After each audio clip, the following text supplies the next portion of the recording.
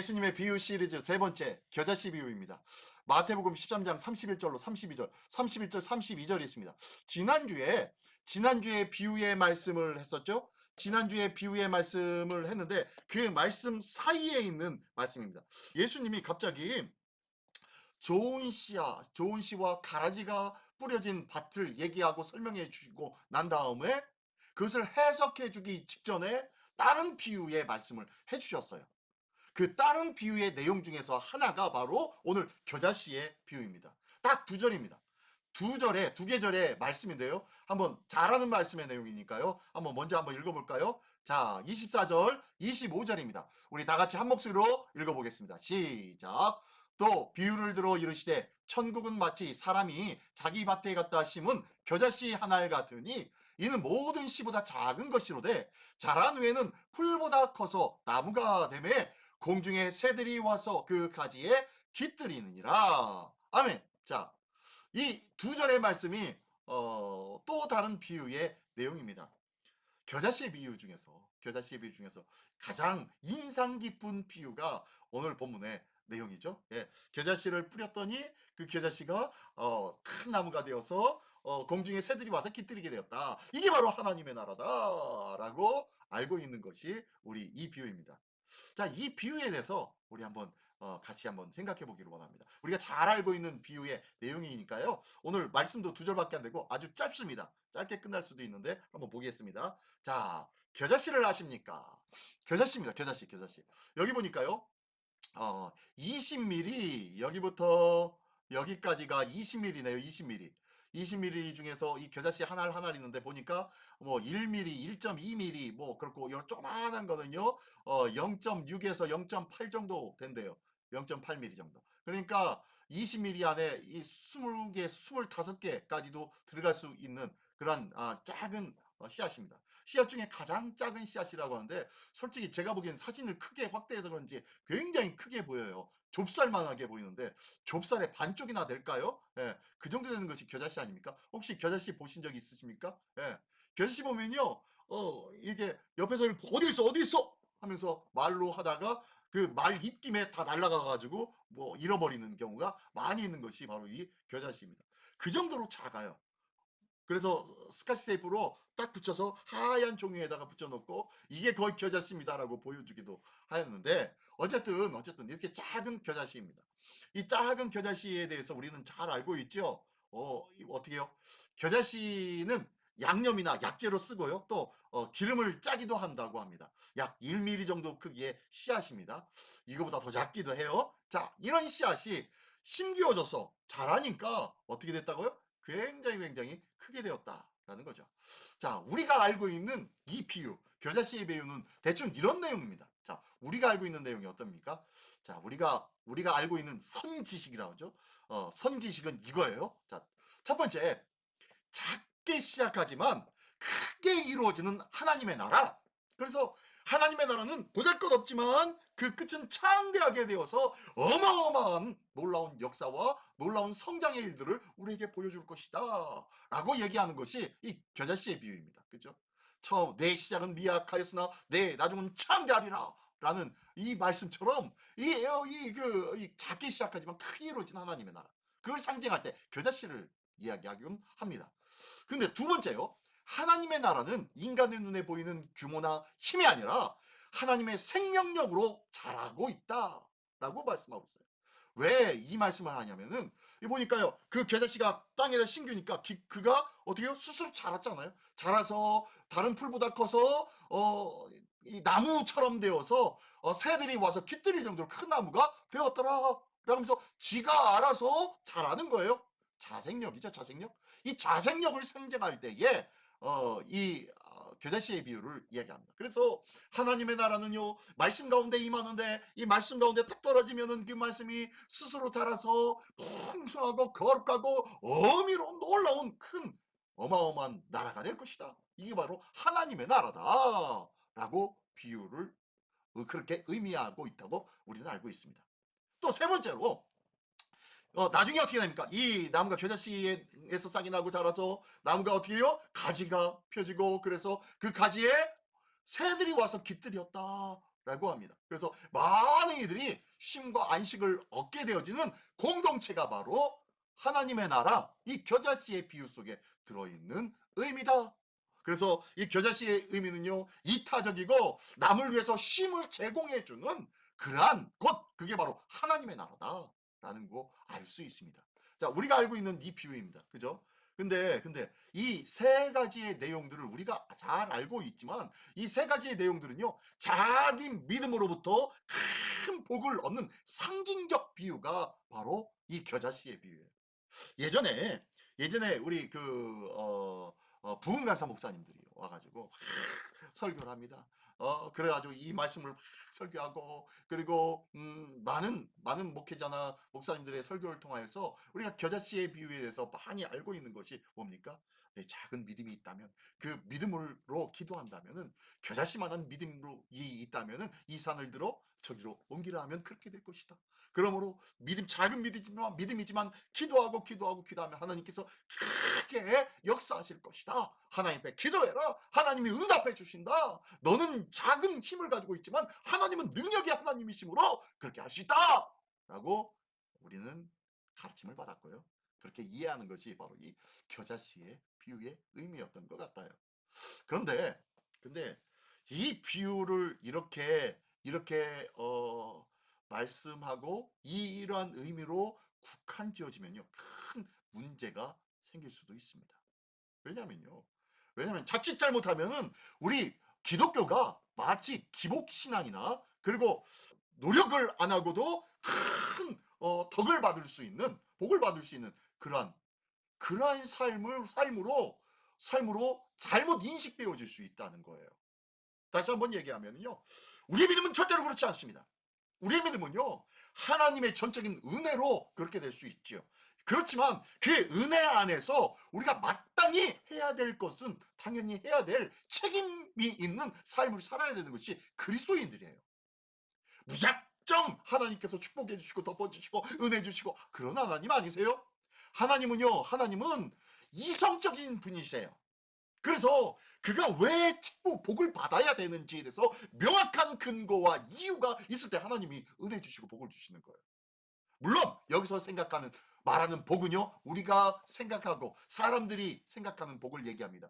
진정한 복은 세상의 물질과 세상의 권세와 세상의 그 어떤 자랑거리가 될 만한 것, 이것이 복이 아니라고 주님은 끊임없이 말씀하고 있어요. 근데 우리는 복 받았습니다, 겨자씨 많은 믿음인데 하나님께서 아름드리 큰 나무가 되어서 놀라운 축복을 받았습니다 라고 생각할 때가 있죠. 그래서 내 사업이 잘 되거나 다른 사람 앞에 떵떵거리며 높은 위치나 권세를 갖게 되어지면 이것이 하나님의 축복 때문에 이렇게 되었습니다 라고 이야기합니다. 자칫 그럴 수도 있지만 그것으로 국한지어서는 절대로 안 된다는 것이에요. 물질적 축복, 세상의 권세의 축복, 이런 사람들이 이야기하는 이 축복이 때로는 저주가 될 수도 있다는 것을 기억하십시오. 우리의 복은요, 예수를 더 많이 알아가는 것, 하나님을 더 많이 깨달아들며 하나님을 닮고 애쓰고 열심의 마음을 품는 것, 이게 진정한 복이에요. 제발 물질과 세상의 그 어떤 것, 그런 것으로 만족하지 않기를 원합니다. 저는요, 우리 시민교회에 와가지고 전 복받은 사람이에요. 시민교회가 성장하지 않았다고 이야기하지만 저는 복받은 사람이에요. 모르겠어요. 우리 성도님들은 어떻게 생각하시는지 모르겠지만 전과 별 다름이 없어요. 제가 처음 들어왔을 때나 지금이나 별 다른 것이 없어요. 근데요, 저는 복 받았어요. 저는 얼마나 큰 복을 받았는지 몰라요. 말씀의 은혜를 받았고요. 말씀을 통하여서 하나님의 뜻이 무엇인지 밝히 알게 되어지는 은혜가 지난 7년간, 6년간 있었어요. 제가 끊임없이 말씀을 강조한 이유도 그 이유입니다. 하나님의 말씀이 오늘 본문에 나오는 이 비유 속에도 들어있어요. 이 겨자씨가 뭡니까? 뭘까요? 네, 복음의 말씀이에요. 말씀이 떨어지니까 30배, 60배, 100배의 열매를 맺어서 놀라운 은혜와 축복을 받았다. 네, 물질적 복이 아니라니까요. 자, 그것을 꼭 기억하기를 바랍니다. 이 복은, 하나님의 복은 물질적 복이 아니다. 작은 믿음으로 큰 복을 얻는 상징적 비유라고 이야기하고 있지만, 우리가 자칫 물질적으로 세상의 권세로 착각해서 잘못 생각할 수가 있다는 거예요. 절대로 그것이 아니고 하나님을 아는 지식이 복입니다. 하나님을 알아가는 열심과 열정이 복입니다. 내가 주님의 마음을 알기를 소원한다면, 내가 전보다 하나님을 더욱더 닮아가기를 소원한다면은 여러분 복 받으신 분인 줄 믿습니다. 네, 맞아요. 자, 그러면은 이 의미, 이 겨자씨 비유의 참된 의미가 무엇일까요? 제가 영상을 하나 준비했는데요. 한번 영상 이거 보고서 제가 깜짝 놀랐어요. 야, 어쩜 이렇게 잘 설명해 줬을까? 제 마음이 이 영상을 보면서 속이 시원하더라고요. 속이 시원하더라고요. 한번 보시겠습니까? 자, 잠깐만요. 예, 열어놓고 자 보겠습니다. 혹시 겨자씨의 비유를 들을 때 이런 장면을 상상하셨나요? 사실 성경에 나오는 겨자는 우리가 흔히 생각하는 웅장한 나무가 아니에요. 풀의 한 종류인 십자화과에 속하죠. 키는 2에서 3m까지 자랄 수 있지만 나무처럼 굵은 줄기가 아니라 여러 줄기가 함께 뭉쳐 자라는 포기 형태로 자란답니다. 여름 건조기가 시작되면 씨앗을 맺은 후 가지가 마르는데 마른 가지는 오히려 더 단단해져 여러 마리의 새들이 앉을 수 있을 만큼 튼튼해집니다. 가장 작은 씨앗에서 시작해 새들이 깃들 만큼 튼튼하게 자라는 겨자. 참나무처럼 거대한 나무가 아니어도 그 비유의 의미는 충분하죠. 예, 예, 예. 자, 보셨습니까? 보셨습니까? 약간 좀 깨지 않습니까? 우리가 생각하는 겨자씨는 3년이 지나고 10년이 지나고 20년이 지나면 아름드리 나무가 되어서 거기에 새들이 와서 둥지를 틀 만큼 그런 나무가 되는 줄 알았어요. 근데 어떻다고요? 지금 요 그림을 보십시오. 그 비유의 의미는 충분하죠. 라면서 새들이 어디에 앉았습니까? 예, 풀에 앉았죠, 풀에. 꼭 이거 유채화 같기도 하고 노란색 꽃이요. 그런데 이게 바로 어디 겨자씨 나무입니다. 겨자씨 나무. 겨자씨 나무인데 이런 가지에 새들이 와서 앉았다는 거예요. 자, 이게 바로 겨자씨의 비유입니다. 겨자씨는 비록 작은 씨앗이지만 그 씨앗이 떨어져 자랄 때에 다른 씨보다, 다른 식물보다, 다른 풀보다는 높이 자라요. 2m에서 3m 정도 자란다고 합니다. 꽤 크죠? 사람을 덮을 만큼, 사람 키보다 높을 만큼 큰 키로 자랍니다. 그렇기에 새들이 와서 깃들이기도 합니다. 새들이 와서 잠깐 머물러 가기도 합니다. 그러나 새들이 둥지를 틀 수는 없습니다. 그 정도의 나무가 되는 바로 식물입니다. 식물. 식물이 풀입니다. 풀과예요. 풀과. 나무가 절대로 되지 않습니다. 단지 방금 전에 이 영상에서 소개했던 대로 가뭄의 시기를 지나면은 이 나뭇가지가 이 풀의 가지가 말라서 나뭇가지처럼 딱딱해져서 새들이 와서 앉기에 적합한 거예요. 전에는 너무너무 약해서 새들이 앉으면 부러질 수도 있었지만요. 가뭄의 시대를 지나면은 이 풀이 딱딱해져 버린 거예요. 그래서 그 딱딱해져 버린 가지에 새들이 앉을 수 있고 새들이 와서 쉼을 얻을 수 있는 나무가 되었다라는 거예요. 이 겨자씨는요. 굉장히 풍성한 열매를 거두어서 어떤 사람에게 기쁨을 주거나 많은 사람들이 찾고 또 찾는 그런 나무가 아니에요. 보니까 오늘 본문의 말씀에서도요. 어떤 사람이 자기 밭에다가 심은 겨자씨 한 알 같다라고 해요. 겨자씨를 심었는데 한 알만 심었대요. 일부러 심었다는 거예요? 아니면은 어쩌다가 심겨졌다는 거예요? 예? 어쩌다가 심겨진 거예요. 어느 다른 씨에 붙어 있었던 겨자씨가 떨어져서 심겨졌던 거예요. 별로 이 겨자씨를 많이 이렇게 가꾸고 그렇게 해서 거둬들여서 그것을 굉장히 큰 농산물로 즐겨하는 그런 품종이 아니었던 거예요. 물론 그것을 통해서 뭐 양념거리도 만들고 그다음에 기름도 짜기도 하고 그렇게 사용도 하기는 하지만 특별한 이유가 아니고는 일상의 삶 속에서 별로 재배하고 싶은 그런 종류의 것은 아니었더라는 것이에요. 근데 그게 떨어져서 자라게 되어서 보니까 쭉쭉쭉쭉 2m, 3m 자라더니 거기에 새들이 와서 깃들더라 라는 그런 비유를 말씀해주고 있습니다.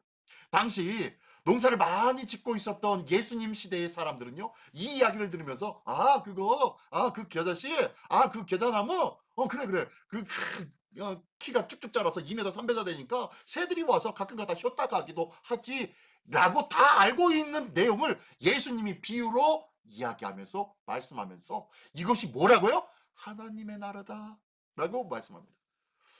그러니까 이 사람들이 듣고서 어떻게 생각했을까요?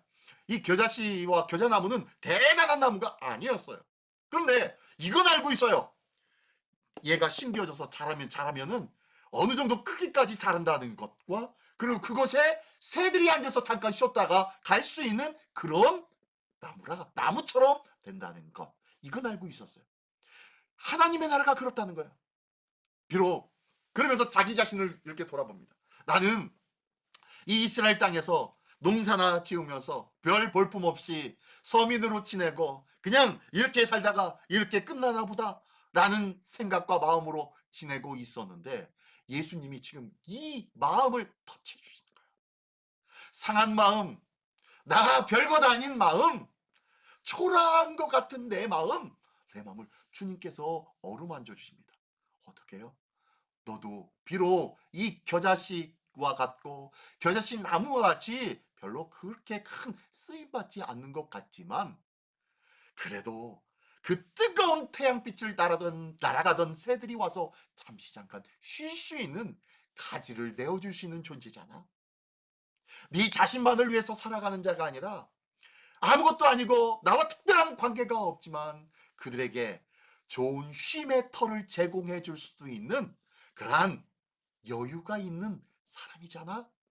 많은 재물도 없고 대단한 삶을 살고 있지는 않지만 그럼에도 불구하고 나는 알지 못한 사람, 특별하지도 않은 사람이지만 그런 사람들에게 같이 한마음이 돼서 내 가지 정도는 내어줄 수 있는 그런 여유가 있는 사람 아니야? 라고 하며 위로해 주는 말씀이에요. 이 말씀은 내가 작은 것으로 말미암아 큰 것을 이뤘다, 이루어 횡재했다 라는 그런 내용의 말씀이 아니에요. 상한 영혼, 보잘것없는 영혼, 그냥 일상적인 삶이지만 보잘것없는 삶 같지만 그럼에도 불구하고 하나님의 나라를 품은 자는 다른 이들에게 쉼을 제공해 줄 아는 자, 다른 이들에게 손을 펼 줄 아는 자, 넉넉하지 않지만 풍성하지 않지만 그래도 내게 있는 작은 것으로 나눠주고 그들을 섬기며 그들에게 작은 위로와 힘이 되어줄 수 있는 사람, 이게 바로 하나님의 나라요, 이게 바로 하나님의 나라 사람의 삶이다 라고 말씀하고 있는 거예요. 오늘 나는 하나님 나라의 백성으로 살고 있습니까? 자, 계속 볼까요? 자, 다시 한번 나누었던 말씀 한번 생각해 볼게요. 겨자씨와 겨자나무. 자, 겨자씨는 이렇게 작아요. 그러나 이 겨자나무 보십시오. 유채와 유채꽃 같죠? 근데 이게 2m, 3m 크대요. 이런 것들이 이렇게 모여 있는 곳, 이 겨자씨 조금 것이 쫙 한 줌만 뿌려줘도 저렇게 수북히 큰 밭이 될 수도 있겠죠. 2m, 3m 되니까 새들이 와서 얼마나 쉬고 갈 수 있겠습니까? 그죠?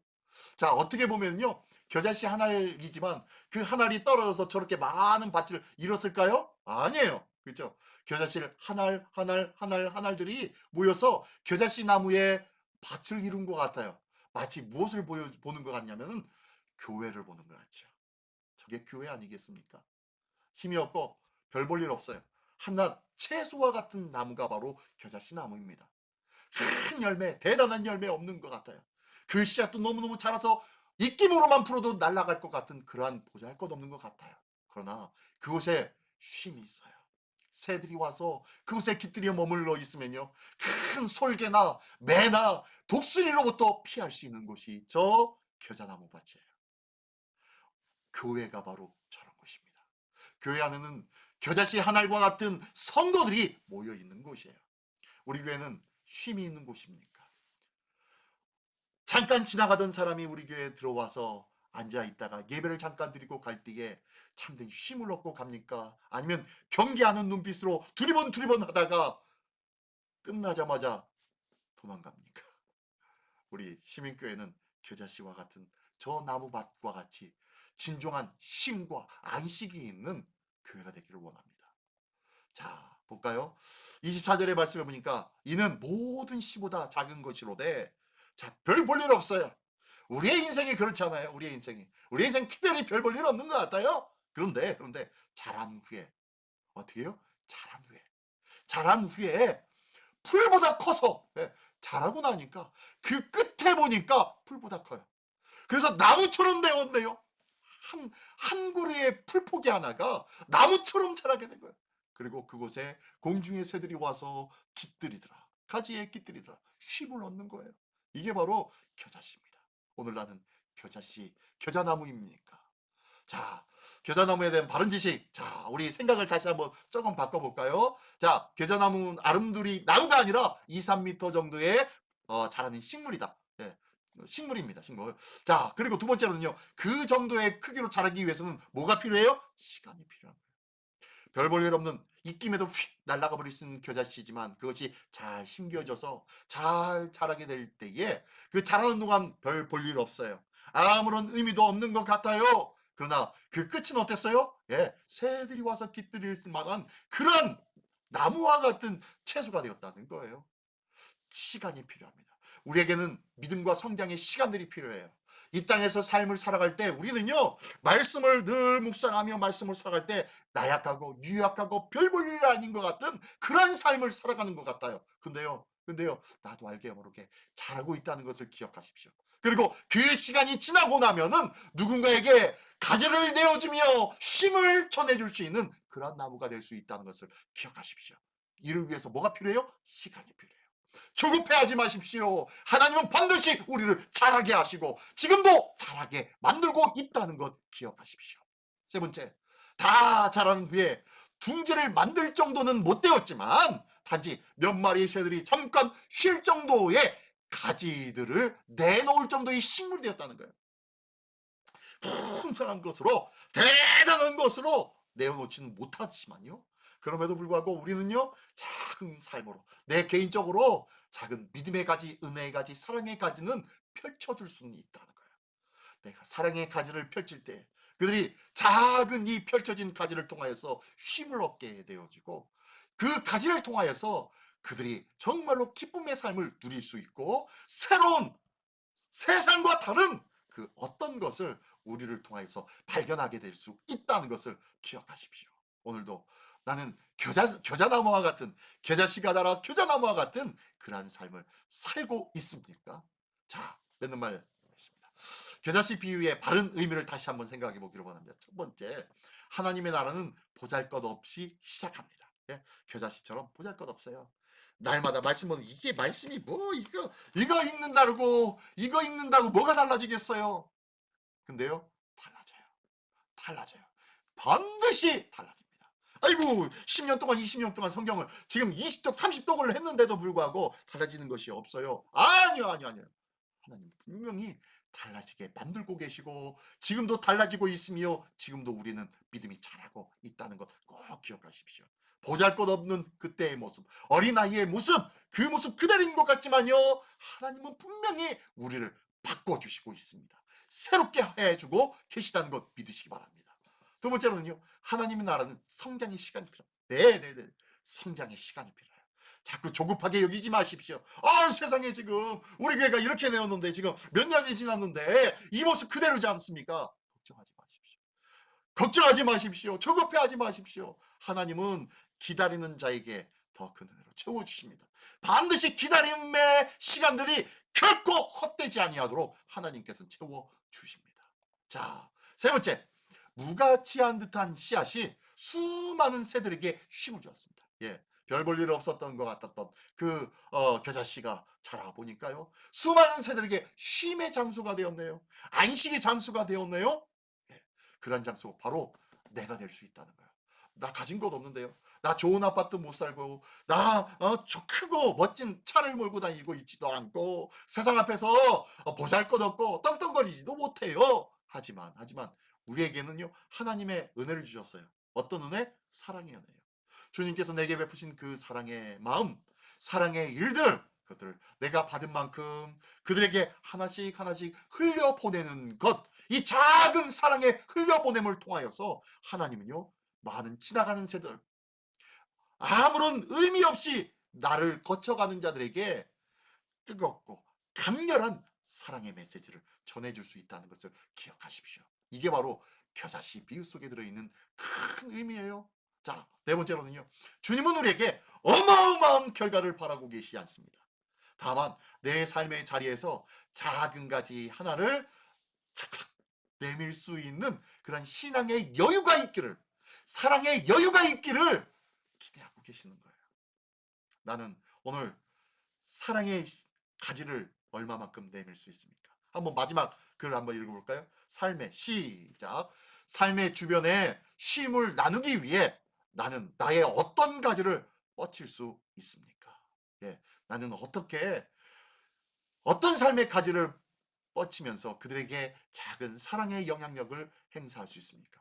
어떤 때는요, 말도 필요 없어요. 그냥 한번 웃어주는 것, 어쩌면 이것으로도 사랑의 가지를 펼쳐보낼 수 있는 거예요. 그들에게 안식의 마음을 전해줄 수 있는 거예요.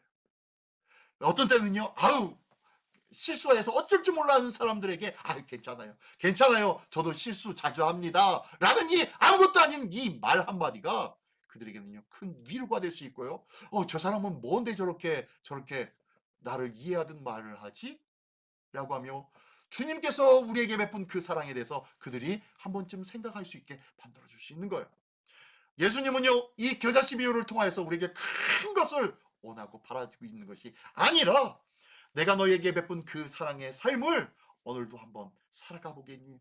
아무것도 아니지만 큰 돈도 필요 없어, 큰 시간도 필요 없어, 큰 노력도 필요 없어. 단지 너의 일상의 삶 속에서 아무것도 아닌 것 같은 그 삶 속에 나의 마음을 담은 한마디의 말과 한 번의 눈빛으로도 나는 주님의 큰 사랑을 베풀고 있다는 것을 난 볼 수 있단다 라고 말씀해 주고 있는 거예요.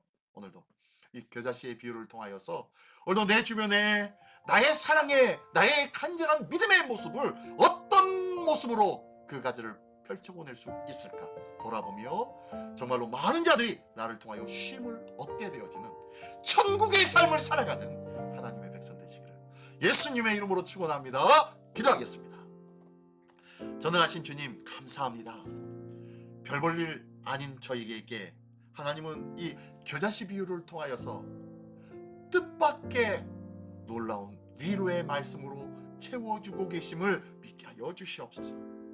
내가 어떤 큰 결과를 통하여 하나님 앞에 영광 돌리는 일, 그것이 중요한 것이 아니라 오늘 내가 나의 삶의 자리에서 묵묵히 내게 주신 하나님의 은혜를 그저 흘려보내는 삶, 이 작은 삶이 바로 지나가는 자들에게 내 삶의 가지를 내어주는 쉼의 장소를 펼쳐주는 그러한 믿음의 삶이요, 은혜의 삶이요, 복된 삶이라는 것을 다시 한번 깨닫게 하여 주시니 감사를 드립니다.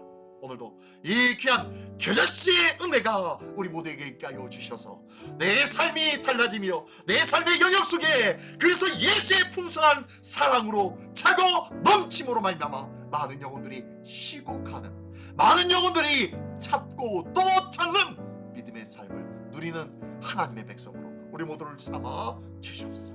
이 귀한 모습으로 오늘도 아름답고 복되고 승리되어지는 귀한 삶을 살게 하여 주시는 줄 믿사오며 사랑하신 우리 주 예수 그리스도의 이름으로 기도드리옵나이다. 아멘.